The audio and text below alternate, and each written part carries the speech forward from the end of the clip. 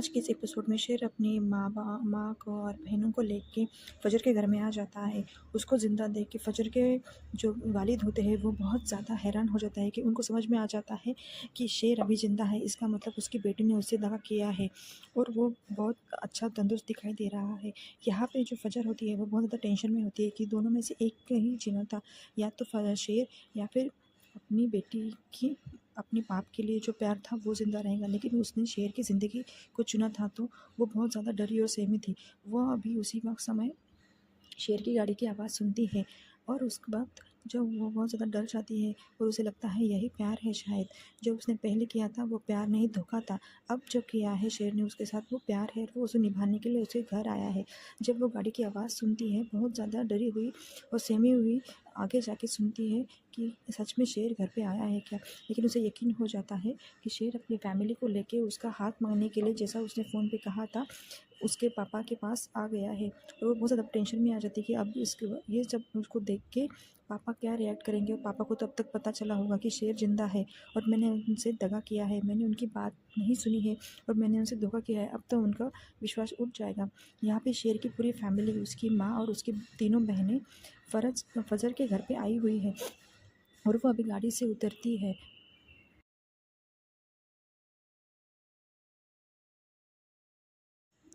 सब लोग घर के अंदर आ जाते हैं। यहाँ पे किसी को खुशी नहीं हुई होती, लेकिन फजर की जो चाची होती है, जो शेर की बुआ लगती है, वो बहुत ज़्यादा खुश होती है और सबसे मिलती है।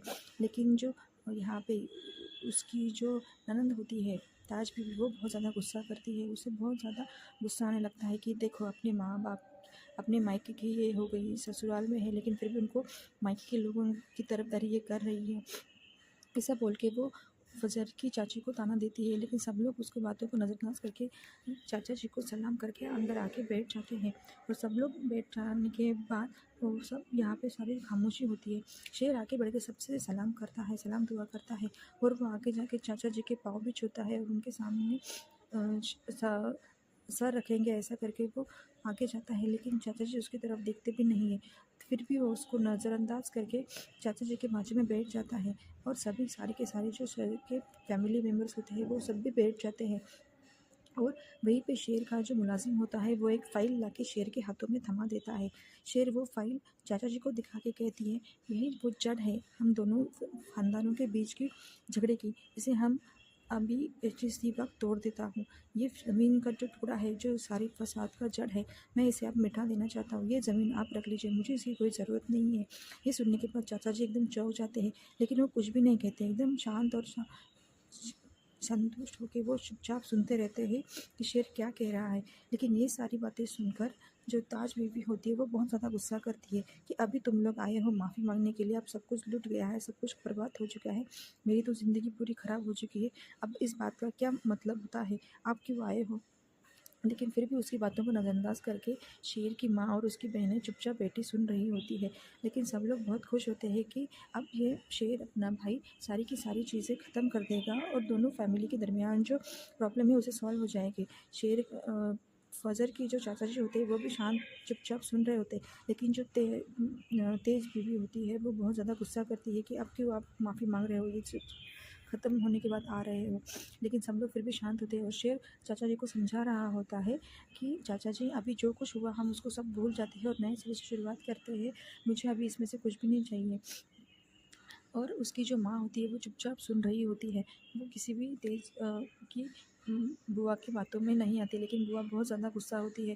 वो अभी इस सारी चीज़ों में गुस्सा कर रही होती है। वो चाहती है कि अब इन सब बातों का क्या फ़ायदा जब मेरी पूरा जवानी लुट चुकी है, मैं बर्बाद हो चुकी हूँ। लेकिन उसका भाई जो होता है वो उसे इशारा करके बताता है, चुप रहो तेज बीवी, और जो हो रहा है ज़रा शांति से सुन लो।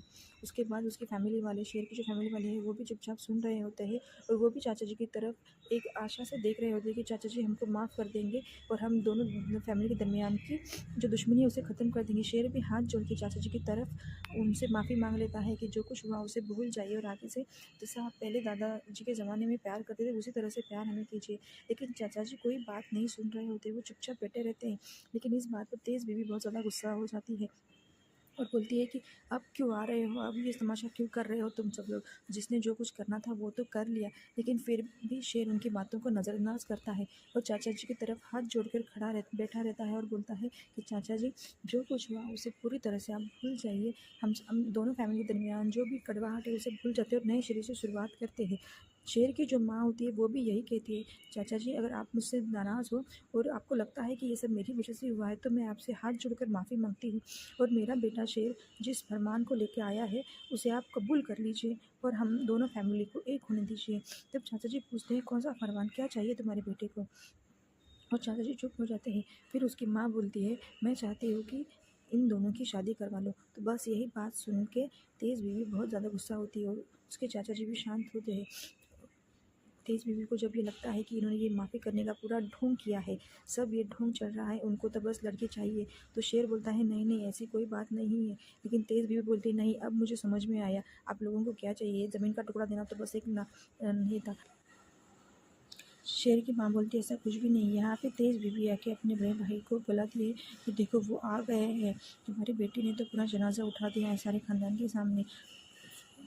फजर की माँ चुपचाप सुनती है, उसको बोलती है, आग में अभी घी डालने का काम मत करो तेज बेबी।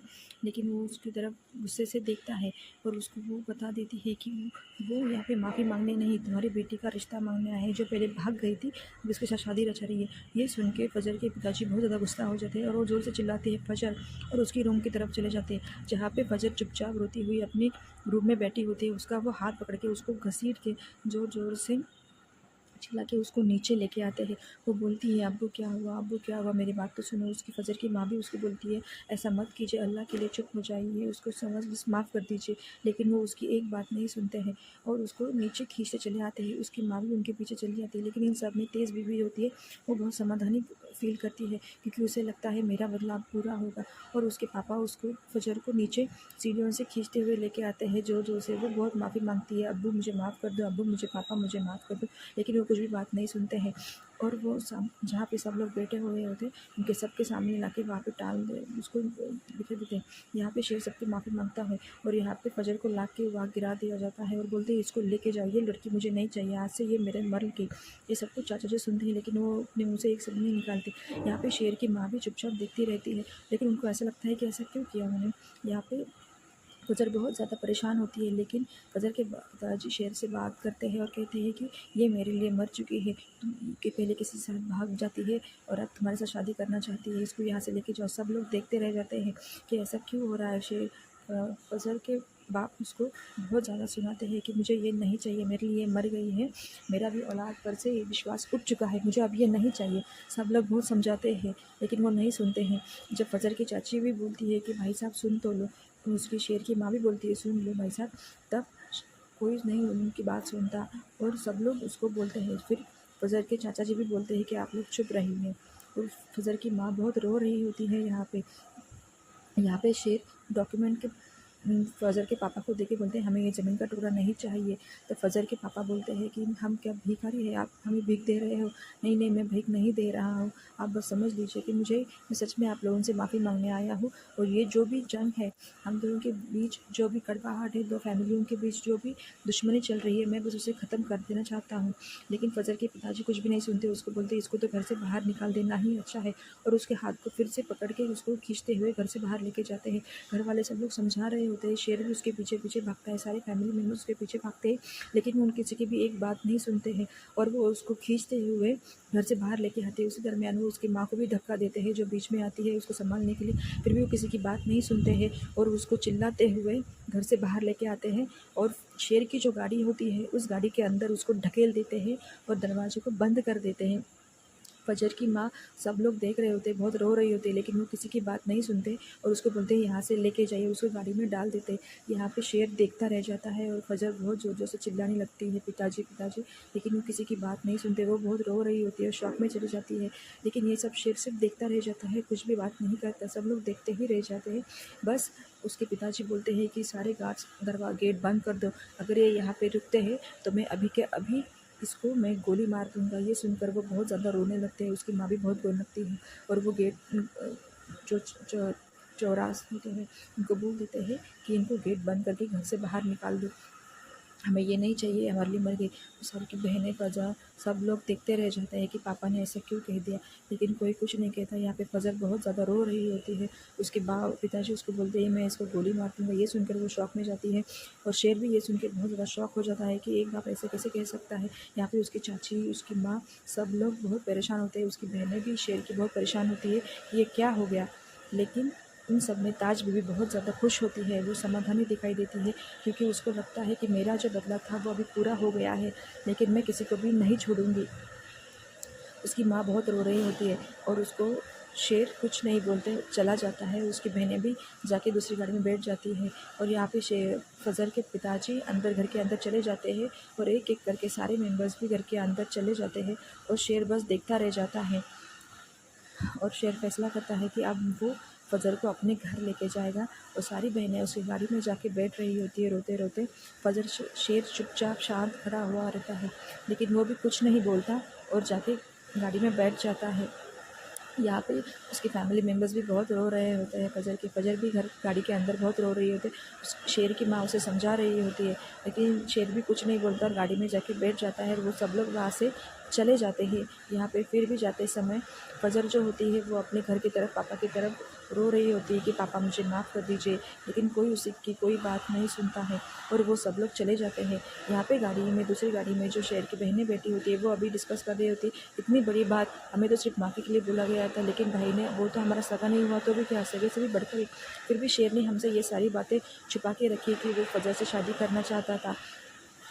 हमने क्या उसे नहीं सुनना होता, लेकिन फिर भी उसने हम पर भरोसा नहीं किया। जाने दो, हमारे देख खून का रिश्ता ही सब, हमारे लिए हमारा भाई ही सबसे ज़्यादा इम्पोर्टेंट है, क्योंकि वो बहुत दिनों बाद, बहुत मुसीबत के बाद हमको फिर से मिला है, तो हम उसको अभी नाराज़ नहीं कर सकते हैं। ऐसी बात करके वो बोलते हैं, लेकिन अभी हमको हमारे जो शौहर है उनको तो आंसर देना पड़ेगा। लेकिन दूसरी बोलती है अभी वो तो हमारी कोई बात सुनेंगे नहीं। वो बोलती है कि अभी जाने दो। यहाँ पे तेज़ बीवी होती है जो बहुत ज़्यादा गुस्सा कर रही होती है, वो सुनती ही नहीं है। वो बोलती कि मेरी तो पूरी ज़िंदगी लुट गई, मेरी पूरी जवानी बर्बाद हो गई, अब आके यहाँ पे ये माफ़ी मांग रहे हैं। मैंने ही अपनी ज़िंदगी कुर्बान कर दी। दोनों बेटे तो नालायक निकले। एक बेटे ने तो उनकी बेटी से भगा के शादी कर ली और दूसरे बेटे की बेटी ने एक के साथ भाग गई और दूसरे के साथ शादी रचा ली। मेरी तो पूरी ज़िंदगी खराब हो गई। जब वो फजर को ताना दे रहे होते तो फजर की माँ बहुत ज़्यादा रो रही होती है और फजर की चाची जो होती है वो भी बहुत मासूम सी बेटी रहती है। फजर की माँ को बहुत बुरा लगता है जब उसकी बेटी को कोई ऐसे ताना देता है, लेकिन फजर के पिताजी उठते हैं और बोलते हैं इसमें धोखा मुझे सिर्फ फजर ने नहीं दिया है, फजर की माँ ने और फजर की जो चाची होती है, इन दोनों ने मुझे धोखा दिया है। और वो जाके उसकी चाची की तरफ भी जाके बोलता है कि आपने मुझे धोखा दिया है। और फिर वो जाके तेज़ बीवी के सर पे हाथ रखते हैं कि इन सब में सिर्फ तुमने ही साथ दिया है, तुमने ही अपने दिल भी कुर्बान कर दिया है सब पूरे घर खानदान के लिए। और बोलते तुम्हारी जहाँ पे जितनी करनी चाहिए थी उतनी नहीं हो रही है अहमियत, लेकिन मैं वादा करता हूँ। लेकिन वो सबकी तरफ बोल जाके देख के भी बोलते हैं कि अब मैं सबको बता देता हूँ कि फजर हमारे लिए मर चुकी है और ऐसी मरी है कि उसकी कब्र पे भी जाके कोई मिलेगा नहीं। ये सुनकर उसकी माँ बहुत ज़्यादा दुखी हो जाती है कि मेरी बेटी ज़िंदा होते हुए उसके पिताजी ऐसे कैसे उसके बारे में बात करें। लेकिन ये सब सुन के तेज़ बीबी बहुत खुश होती है, समाधानी होती है। उसके चाचा जी भी शौक में रह जाते हैं कि ये क्या बोल रहे हैं, लेकिन उसकी जो माँ होती है वो बहुत ज़्यादा रो रही होती है, उसकी चाची भी बहुत ज़्यादा रो रही होती है। यहाँ पे गाड़ी में जब शेर उसको लेके जा रहा होता है तो उसकी माँ उसे समझा रही होती है कि शांत रहो। शेर भी उसकी तरफ देखता है, लेकिन उसका शरीर एकदम ठंडा पड़ने लगता है और वो बेहोश हो जाती है। ये जब शेर की माँ देखती है तो वो बहुत घबरा जाती है और उसे आवाज़ देने लगती है, फजर फजर क्या हुआ, फजर क्या हुआ, मेरी बात तुम सुन रही हो। ये सब सुन के शेर भी बहुत परेशान हो जाता है। वो देखता है कि फजर क्या हुआ, आप तुम ठीक तो हो। लेकिन जब वो देखती है कि उसका पूरा शरीर ठंडा पड़ चुका है और वो कुछ रिस्पॉन्ड नहीं कर रही है, तो वो शेर को बोलती है कि गाड़ी बाजू में ले लो, देखो फजर को क्या हुआ है। वो कुछ भी बात नहीं कर रही है, वो चुपचाप बैठी सो रही है कुछ। तो फजर शेर गाड़ी रोक देता है और उसको देखता है, उसको आवाज़ भी देता है, फजर क्या हुआ, फजर क्या हुआ। लेकिन फजर की माँ बहुत परेशान होती है फजर के लिए, जो शेर की माँ होती है। लेकिन शेर भी उसको बोलता है फजर क्या होगा, मैं तुम्हारे साथ हूँ। लेकिन फजर कुछ भी रिस्पॉन्ड नहीं कर रही होती है, वो बेहोश हो चुकी होती है। यहाँ पे शेर की माँ उसे बहुत संभालने की कोशिश कर रही होती है, उसे आवाज़ दे रही होती है, लेकिन फजर कुछ भी रिस्पॉन्ड नहीं करती है। शेर उसके मुँह पे थोड़ा सा पानी की छींटे डाल देता है। थोड़ी देर के बाद उससे होश आ जाता है और वो चुपचाप ऐसी मासूम सी बैठी रहती है। उसे कुछ समझ में नहीं आ रहा होता है कि क्या हो रहा है। तब शेर उसे बोलता है 2 घूँट पानी पी लो, और उसको पानी पीने के लिए देता है। तो फिर वो शेर की माँ उसे 1 घूँट पानी पिला देती है, और वो पानी पीने के बाद फिर से शेर की माँ की तरफ झुक के चुपचाप बैठी रहती है। शेर उसे बोलता है, फजर तुम्हें टेंशन लेने की कोई ज़रूरत नहीं है, मैं तुम्हारे साथ हूँ और तुम मेरे घर पर रह सकती हो। इतना होने के बाद वो सब लोग गाड़ी में बैठते हैं और फिर उसके घर के लिए चले जाते हैं। यहाँ पे शेर के जो चाचा होते हैं और उसके 2 भाई होते हैं, वो सोच रहे होते हैं कि शेर ने अब तक हमें कुछ बोला क्यों नहीं, वो इतना शांत कैसे है और ये कैसे हो चुका, वो कुछ बोल क्यों नहीं रहा है। लेकिन शेर के जो चाचा होते हैं वो बोलते हैं कि ये छोड़ दो, अभी इसके ऊपर हमको इलाज करना पड़ेगा, जिसने हमें धोखा दिया है अंदर रह के। फिर वो एक किसी इंसान को फ़ोन करके, जो डॉक्टर होता है, डॉक्टर को उसका फ़ोन नंबर और नाम और फ़ोटो भेज देते हैं कि इसका तुम्हें काम कर देना है, और वो उसके मोबाइल पे ऊपर उसके डिटेल्स भेज देते हैं। वो बोलता है कि काम हो जाएगा।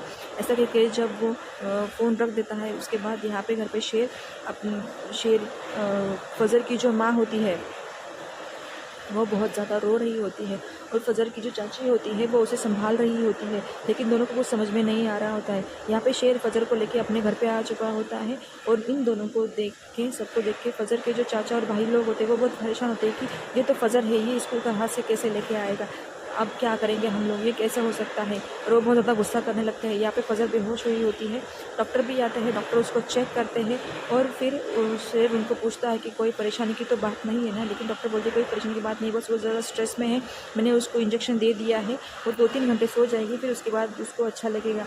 और ऐसा कह के डॉक्टर चला जाता है, और फजर सोई हुई रहती है, बेहोश होती है। पर शेर अपनी माँ से पूछता है, माँ फजर ठीक तो हो जाएगी ना, उसे कुछ हो तो नहीं गया ना। लेकिन वो उसकी माँ बोलती है उसे कुछ नहीं हुआ। यहाँ पे उसकी बहनें उसको बोलती है आपका प्यार तो बहुत सच्चा है, कैसा होगा आपको। वो बोलता है मुश्किल की घड़ियों में जब मेरे साथ कोई नहीं था तब मुझे इससे प्यार हुआ, उसने मेरी ज़िंदगी सिर्फ किसी ने बचाई है। और वो उसकी तरफ देख के बोलता है मुश्किल की घड़ियों में से किसी ने मेरा साथ दिया था। यहाँ पे शेर की बहन बोलती है अब सब कुछ तो ठीक हो चुका है, लेकिन अब जाके हमें हमारे शोहरों को भी जवाब देना पड़ेगा। वो बोलता है, शेर बोलता है कि अब उनको जवाब देना है, हमें नहीं। वो बोलता है नहीं, हमारे शोहर है, हमें तो उनको जवाब देना पड़ेगा ही। तो फिर शेर भी अपने बहनों से बोलता है तुम शेर की बहनों हो और तुम्हें अच्छे से पता है कि तुम्हें कैसे जवाब देना है। तो वो भी बोलती है मैं भी शेर की बहन शेरनी हूँ और मुझे अच्छे से पता है। उसको देख के मुस्कुराता है, और वो दोनों बहनें वहाँ से चली जाती है। उसकी माँ उसके पास आती है। शेर अपने फजर को देख रहा होता है कि फजर कैसी है, लेकिन उसकी माँ आके उसको बोलती है कि ख़ानदान वाले अभी बातें करेंगे, उसके पहले हमें तुम दोनों की शादी करवा देनी होगी। तो शेर बोलता है कि मैं अभी उसको कुछ तकलीफ नहीं देना चाहता, माँ आप ऐसे कीजिए कि आज ही सभी को न्योता भेज दीजिए, हम जल्द से जल्द शादी निकाह कर लेंगे। उसकी वजह से उसके माँ बाप को, फजर के माँ बाप को भी थोड़ी तसल्ली हो जाएगी कि उनकी बेटी खुश है। और ऐसा सोच के वो उसकी तरफ देखता रहता है, उसको बोलता है आज ही आप न्योता भेज दीजिए। तो उसकी माँ बोलती है कि ठीक है मैं आज ही सब कुछ कर दूँगी, और वो वहाँ से चली जाती है। यहाँ पे शेर उसको सिर्फ देखता रह जाता है, उसकी बातों में सोचता रहता है, और उसी के पास उसके रूम में एक सोफे पे जाके बैठा हुआ होता है। आज का एपिसोड आपको कैसा लगा मुझे कमेंट करके ज़रूर बताइए, और आपको इसमें कुछ इम्प्रूवमेंट होगा तो वो भी आप हमें कमेंट कर सकते हैं। धन्यवाद।